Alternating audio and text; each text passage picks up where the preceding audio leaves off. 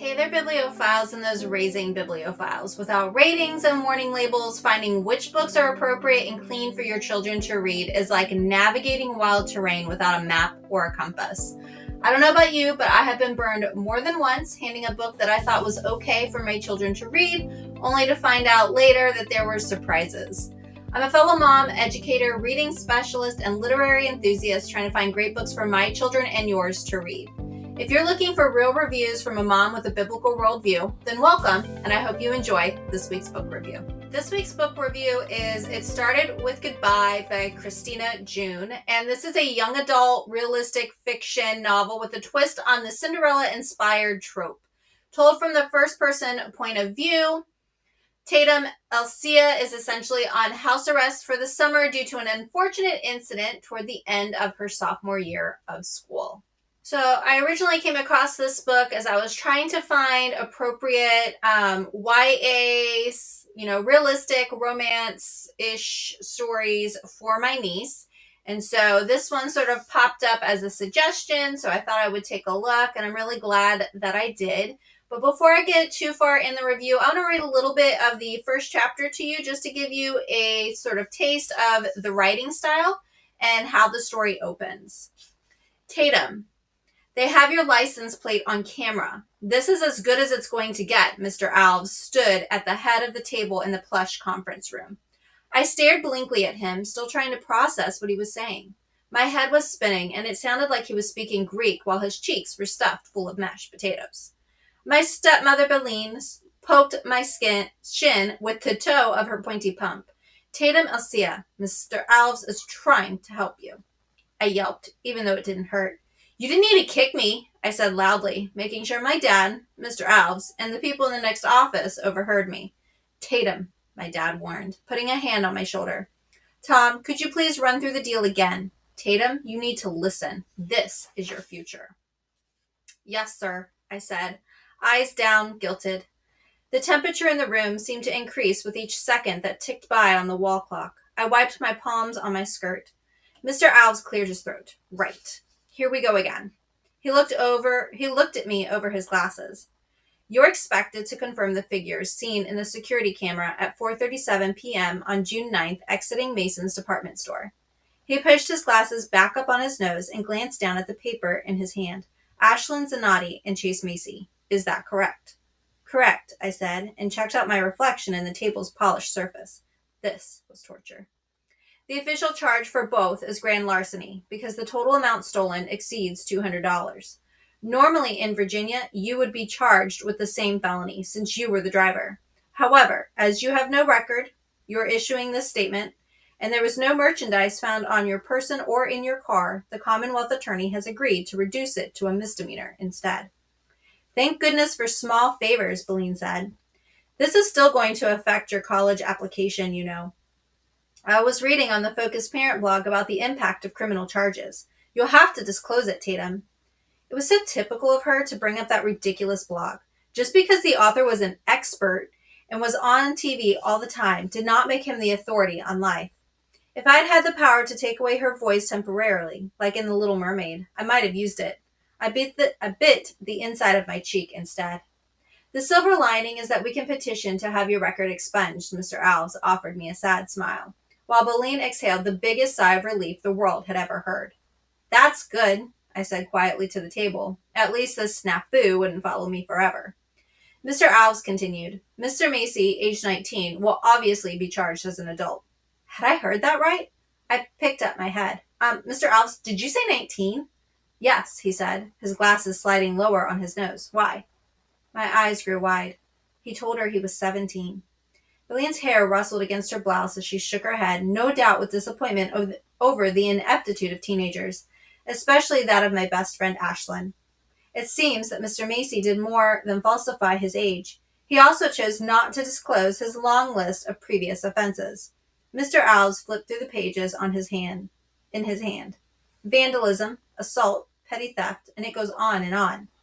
Huh. I'd always known Chase wasn't good boyfriend material. For sure not good enough for Ashlyn, and his finer points were sadly the reason I found myself in what the Commonwealth Attorney wanted to call the getaway car, that fun-filled afternoon. But a repeat offender? for Ashlyn's sake, I tried my best to look past the scruff on his face, the ink peeking from beneath his sleeves, and the way he leered at me when Ashlyn's back was turned. And for my trouble, for trying to watch out for her, it landed me here in this uncomfortable wooden seat between my dad and the stepmom's monster, facing completely ridiculous, unnecessary charges. So, chapter 1 opens with Tatum and her parents. They are meeting with her attorney to discuss her options and her sentencing. And ultimately, she is sentenced with a $500 fine and 100 hours of community service that all have to be completed by September 1st. So Tatum, as you can tell from a little bit of the opening, she's trying to be a good friend to Ashlyn, who's been her BFF since middle school. And so she goes to the mall with her and her sleazy boyfriend, Chase. And unbeknownst to both of them, Chase is stealing merchandise from the department store. So they're quickly caught. And since Tatum was driving the car, she is sort of seen as an accomplice. Despite Tatum's attempt to explain her situation to her parents, it all falls on deaf ears for the summer. And to make matters worse, Tatum's father, who works for the State Department, is leaving for Africa for 8 weeks. Meanwhile, Tatum is stuck under the dictatorship of her step monster, Baleen.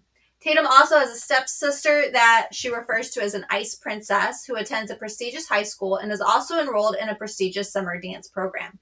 Her one ally in the house this summer is Blanche, who is her step-grandmother, who comes to live with them while Tatum's father is away. Tatum's world feels pretty much rock bottom at the start of summer. Her one bright hope is that she does start a graphic design business at the prompting of a client who becomes a friend, Abby, in the opening chapters of the story. Her logo is based on a keychain that her dad gave her after the death of her mother, and it is a keychain that she loses at her stepsister's end-of-year school exhibit while talking to a mysterious young man interested in her opinion on selected artwork. She also leaves her business cards on a table, and those things later bring her some additional clients throughout the summer. So with that Cinderella trope, it is the lost keychain instead of a shoe that has to be returned to her. In addition to her graphic design to occupy her time outside of her community service work, she is pet sitting for a family that is away for the summer. However, she's keeping a secret.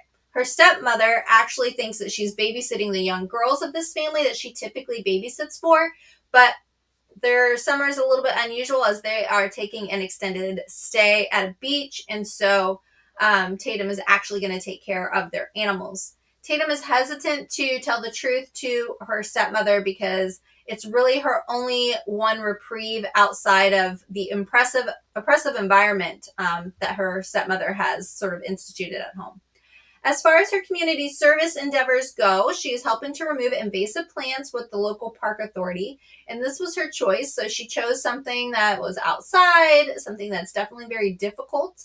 Ultimately, she's got 2 friends from her school that are helping her. So we have Hunter, and he's a musician, and Abby, the same client from earlier, who is a budding journalist.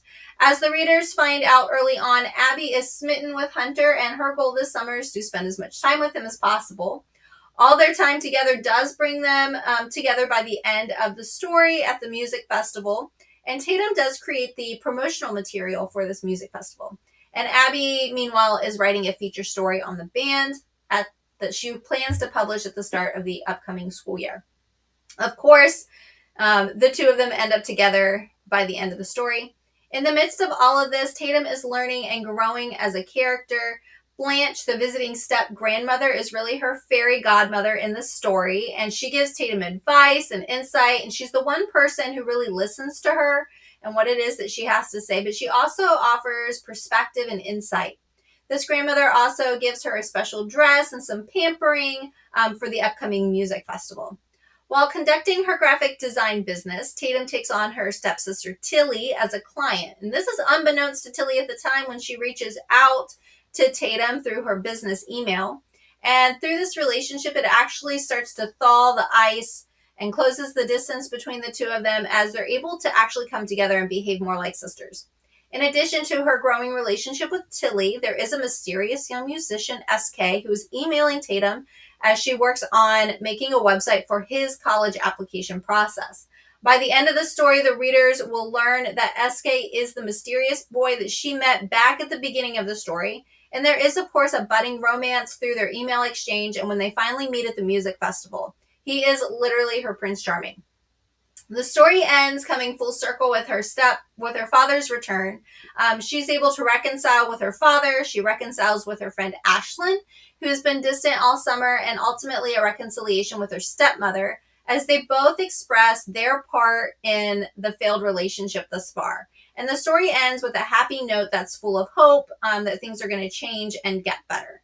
I definitely encourage you to check out my full written review at holdingsteadfastreaders.com. You're going to find some more specific details, quotes, things of note pertaining to some of the romantic elements of this story that you'll find. There is one mention of the word crap, but there's no, other than that, there's no profanity in the story. There are some mentions of boys being hot, and there is some kissing in the story, so I definitely want to make you aware of that, since this is a little bit of the Cinderella romance.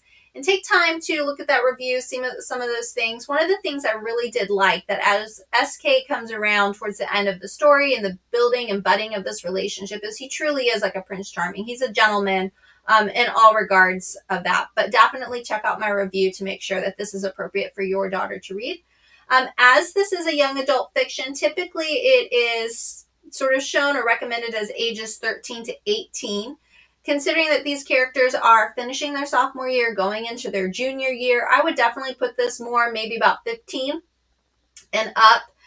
You could maybe do 14, depending on the maturity of your daughter. So just kind of to put that out there, we do see that balance of bad relationships versus good relationships. Overall, I really did enjoy this story and I couldn't put it down.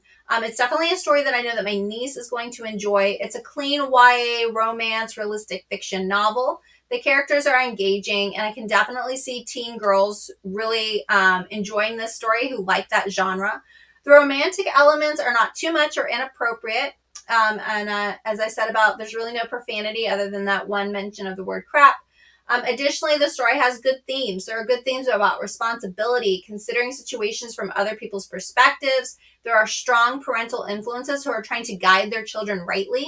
Those same parents are also asking for forgiveness of their children when they know that they handled a situation wrong. So there's just so much in the messaging of the story that there is to like. And digging a little deeper with this author, because this was new to me, I did find that there are 2 additional books that are sort of in this series. It's not a continuation of Tatum, but the other 2 continue to have that fairy tale twist, but they are books that are continuing the story, but with other characters that are presented. So book 2 has to do with Tilly, and then book 3, her friend Ashlyn. So I hope to get those read this summer and to provide those book reviews to you, and hopefully that'll be helpful. So keep an eye out for that this summer. And I thank you for joining me for today's book review. I hope it was helpful and that you'll join me next week for another book review.